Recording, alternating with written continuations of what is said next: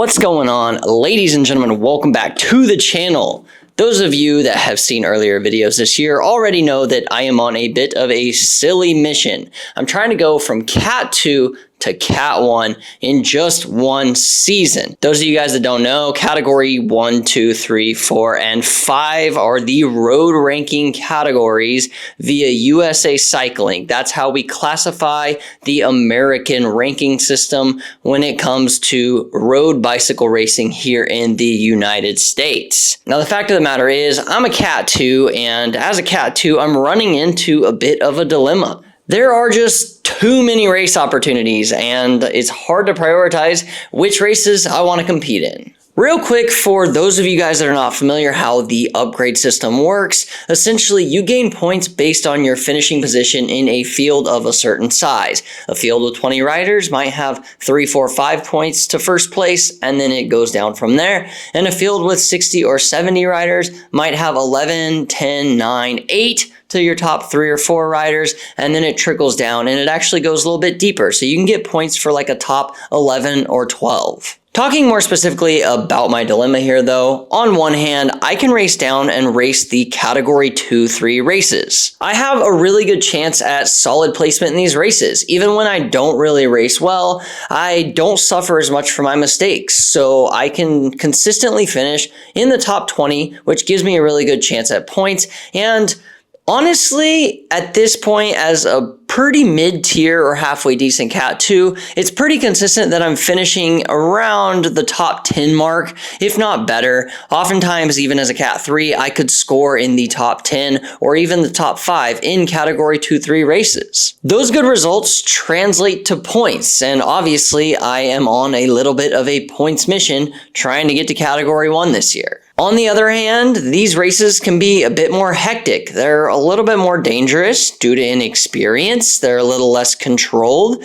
and also there's not really much of a team dynamic there. I honestly feel that I don't learn as much from racing my bike in the 2-3 fields because, like I said before, I don't get punished for my mistakes quite as often. I can make silly mistakes, recover from those in some capacity, and then wind it up and still perform all right in the finish. In a Pro 1-2 race, I can't make those same mistakes because if I do, I'm punished for them and I will get spit out the back. To even further complicate the situation, when deciding between a Pro 1-2 or Pro 1-3 race and a Category 2-3 race, they're usually sandwiched relatively close together, so you're racing the Category 2-3 race just an hour or so before you end up racing the Pro 1-2 race.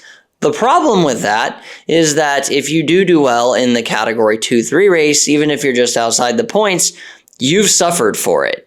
So now you're kind of smoked going into your Pro 1-2 race, and you're probably not as competitive as you would like to be, so your points opportunities in that particular race are kind of just completely out the window. Now, personally, I think racing P1-2 races is fantastic for my development overall as a bike racer. I challenge myself, I race actively, and I take more chances in the pro races, and I'm not sure why it is I ride like that. At the same time, I can contribute to team results overall, so I can be part of a lead out, or I can ride a breakaway and actually contribute to that breakaway rather than just trying to ride for myself and hope I don't explode, because I know that in the field I do have teammates ready to pounce or at least be competitive in the finish. And the problem with the Category 2-3 races is that much of my team can no longer race in the 2-3 races because a lot of them have gotten their upgrades and they are Cat 1s, or in the case of Jason, X-Pros.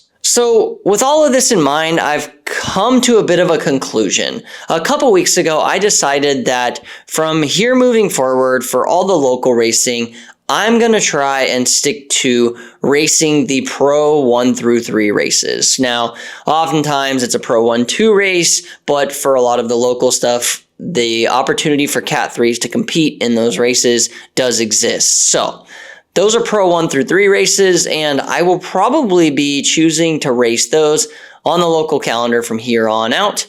And then when it comes to the national level calendar, I plan to race down in my own category of a true Cat 2 like Valley of the Sun that if you guys missed, you should check out Or I will go ahead and race the category 2-3 races at things like Tour de Bloom, where I know I can be more competitive.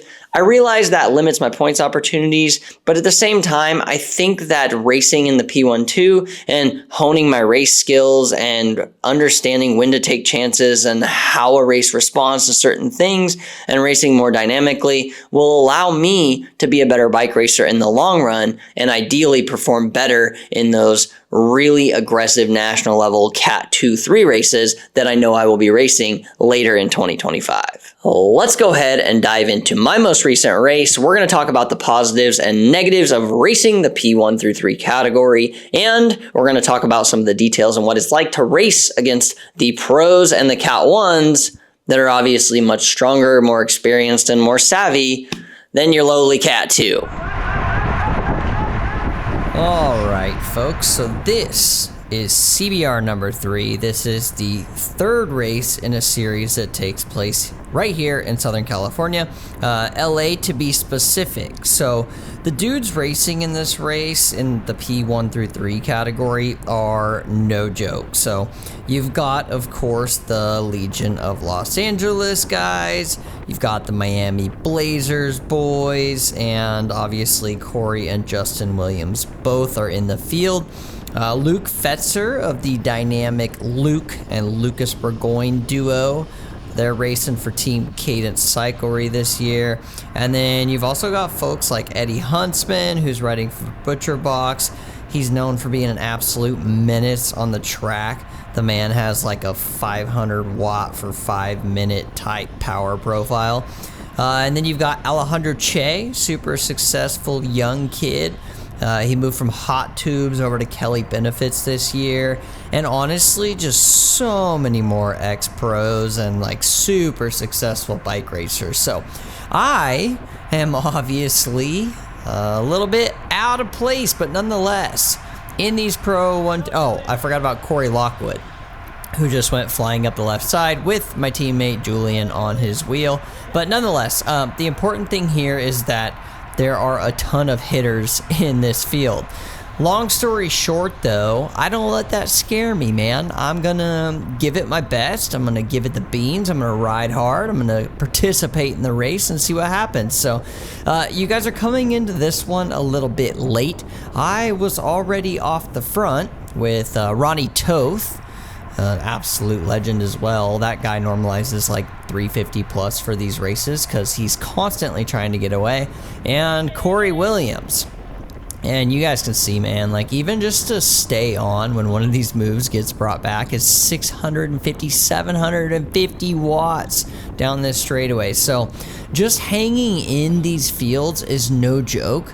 It was kind of funny because I was kind of bitching to my coach Taylor Warren the other night. I was like, my dude, like I don't understand what is happening. I keep exploding in these races. And he's like, well, racing a Pro 1-3 race and just participating in and surviving in a Pro 1-3 race are completely different things. So like actually racing your bike and being aggressive and trying to get off the front and, you know, be in the winning move, completely different scenario. And as you guys can see, like moves are flying this entire race. I think this year specifically, I have seen more of these fast 4-corner basic crits end in breakaways than I have honestly like ever seen in the past. And I don't know if it's just like a massive fitness disparity or if it's just speaks to like the talent of the riders that we're messing with.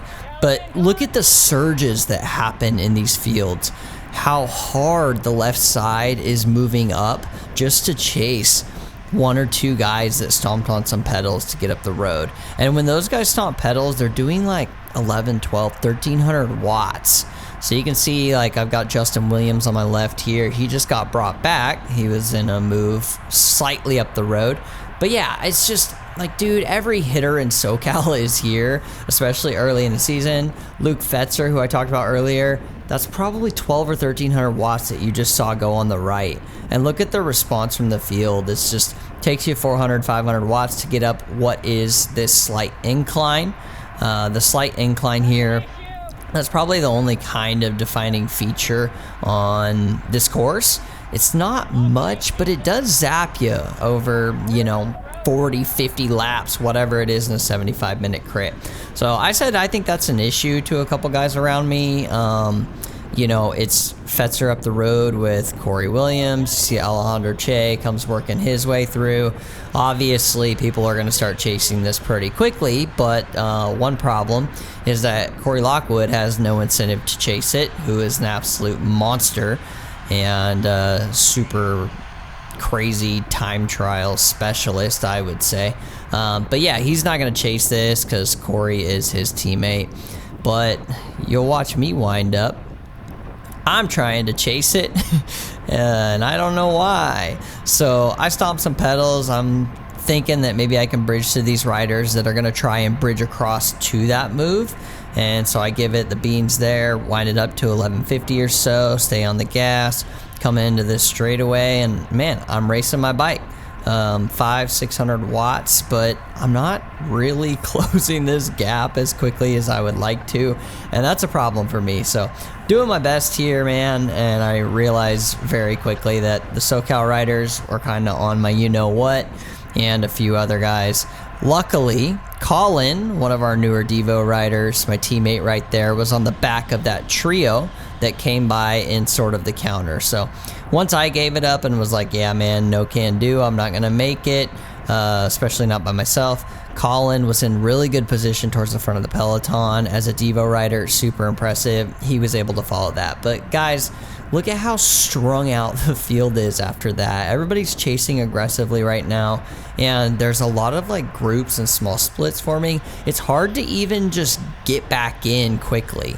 So I'm trying to take my time, filter all the way to the back, which is just awful, and then dial myself in. I am literally like last rider right here, and it takes me 350 or whatever watts just to get back on. So I'm chilling, but after that attack I realize I'm a little bit zapped, so I need to reset and then kind of settle in a little bit as we chase and maybe sit in and recover. So that's what I do for a little while here until later in the race when I get another wild hair. All right, jumping ahead here, we're like 40 minutes or something into this race, and things have just been strung out the entire time. There's no reprieve really in a pro race, but things have just been flying. Bam, bam, bam, bam, bam. And preems are going and all that. I've been racing really well, really efficiently in my opinion, and following wheels that kind of make sense to follow, but that also means that I end up like towards the front because I move up when it makes sense to do so. I'm racing my bike forward, and that's fine with me. I would rather end up kind of getting pushed towards the front, have to pedal tempo for a little bit, take kind of like a half-hearted pull here, and then whip off, than I would, like end up just getting filtered back all the time or coasting through corners or whatever. So I took a little bit of a pull there, keeping it tempo, slows it down. I flick. Jason Paez with Legion of Los Angeles comes through, and we're just kind of rotating turns here. I do have a couple teammates in here, and Julian should be chilling pretty fresh, so I'm not too worried about one or two pulls in the middle of this race. So maybe I should stay off the front, but when you have a team, you have a little more freedom to get up there and just keep the race moving. So we're moving 29 miles an hour on this backside, and I want to talk a little bit about knowing when to fold them, because I get in some situations and I'm like, nah, dude. So these two riders, you'll see, just start attacking up the hill, and like we're on the front. I'm like, dude, you're gonna attack from second wheel. Like, I am not covering this. So I just move to the side and flick it. I burned too many matches already this race, and I know I need to save whatever I have left for later in the race for the finish, right? So yeah, there goes Corey Williams. He's covering it, and SoCal rider, somebody else. I'm like, dude, I just can't do it. So, I mean, maybe that's the Cat 2 showing in me that maybe that's just like some fitness issues that I've got to work out. But good God, brother, I was not going to cover whatever that monstrosity of an attack was. So I roll back here, settle back in, and I'm going to gear up and look for the actually, or actual threatening looking thing. So one thing I've noticed in the pro race is if a brake gets a little too saturated and everybody kind of starts thinking like, oh wow, that's dangerous, then usually what happens is the brake will balloon to a number like 8, 9, 10 dudes, and nobody participates or works together efficiently. So you kind of get into these positions where, that thing is not going to stick because the collaboration there, it just doesn't really work out. You need kind of a smaller brake, maybe like 3, 4, 5 guys that's well represented by all the different teams so that nobody's incentivized to really pull through or chase. And that kind of is the move that you really want to shake out or be off the front. Not to say that we don't chase moves of 5, 6, 7, 8, but that's kind of what happens with these races, man. Like, I was doing 400 or 500 watts right here, just sitting on Jason's wheel, and the peloton is strung out, or single file, a group of like 70 dudes, just all the way, full gas, like, no mercy. And I have to do 760 watts or whatever to just make sure to close gaps of riders going backwards as well. And this is up the hill, so inconvenient timing, but that's part of these races, and that's why these are so much harder when you actually race them. So if I spend time off the front and I'm doing 450, 500, 600 watt pulls, well, I get shuffled back into the group, and if we're still chasing a move or something, we're doing 32 miles an hour, and I'm still doing 300, 400 watts in the flats.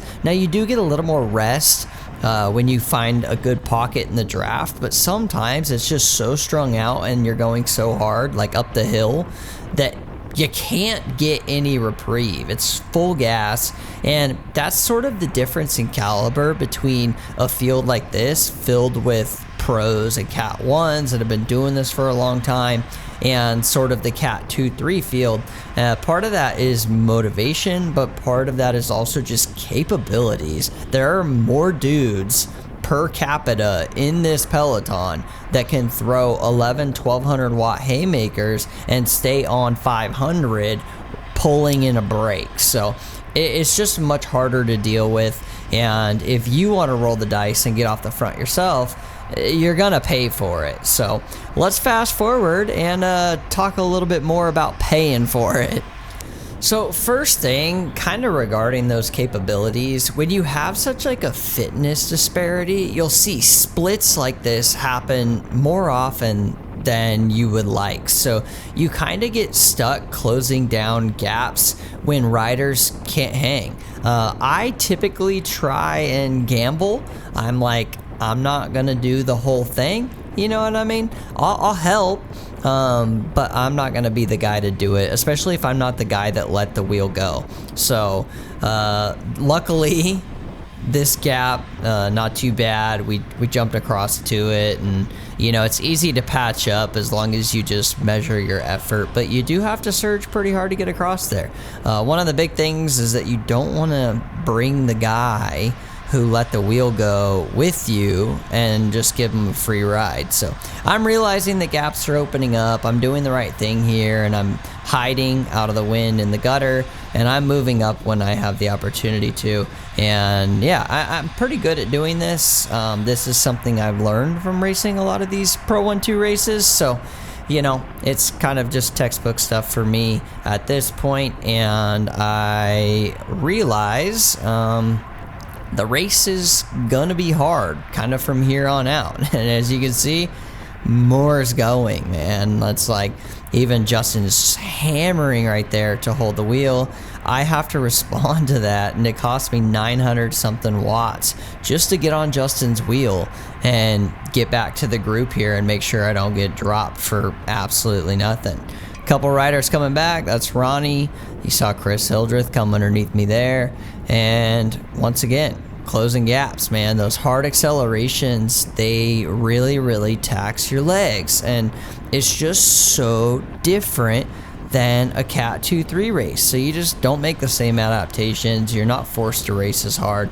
Things are just different, that's for sure. But anyway, yeah, let's check out some of the late race moves and kind of my final last ditch attempt after just, you know, surviving at 600 whatever watts for a little while longer here, once we, I guess, catch the move that's up the road right now.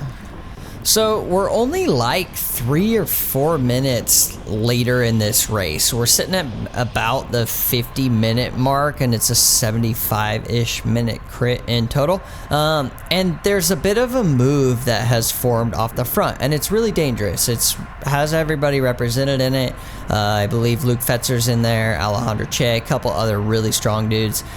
Our team's not in it, man, and as a couple other strong riders are trying to bridge, I'm realizing that move is kind of dangerous, and I probably should get in it if I can. So I wanted to get across to these two riders and hopefully bridge with them, and I get kind of halfway up the hill here. I'm feeling good. I'm like, all right, cool, 500 watts, closing this down, no problem. This is the hardest section on the course to bridge. But right as I get close enough to attach to them, this rider in blue and white like surges through Dominic in the UCSD kit, who's a super strong rider himself, absolutely like blasts through, forces Dominic to essentially sprint to get on, and then I'm sort of just like dangling now. And I get it, man, like you don't want to take me with you. I had Dante Young and one of the Laba riders, one of the Mitchell boys, my favorite Hawaiians, on my wheel, and so they're going, and I see Dante, you know, I basically tow him close enough to jump, and he jumps and gets across, but I had no wheel, so I'm like, what am I gonna do now? So I get up here and I'm just like, bro, I've done 400 and some odd watts after the big jump, and like now I'm closer to the break than the field, but not close enough. I'm like, I don't have it. Like, I can't get across, and I'm seeing this break go away, and I'm like, that's the move of the day. It's like 5 or 6 riders, and I'm not in it, and our team's not in it. So now I'm kind of having a bit of an uh-oh moment. I've failed the boys. I've absolutely murdered myself and exploded. So now I'm in this dilemma. I'm like, do I just put my head down and hammer and like try and ride across to it? So I do that for a second, and then I spike it up to 450, 500, and I'm like, no, I can't do that. Like, it's just not there. So I get out here and I pedal probably a little bit harder than I should have. Like, I don't know what the decision-making process was there, but I should have just completely sat up and chilled, because as the peloton passes me, we're going into the hill. And as you guys have seen, the hill has been costing me like 700 watts when people are chasing a break. And the peloton is exploded. There are massive gaps between the first group and the second group, and the second group and the third group.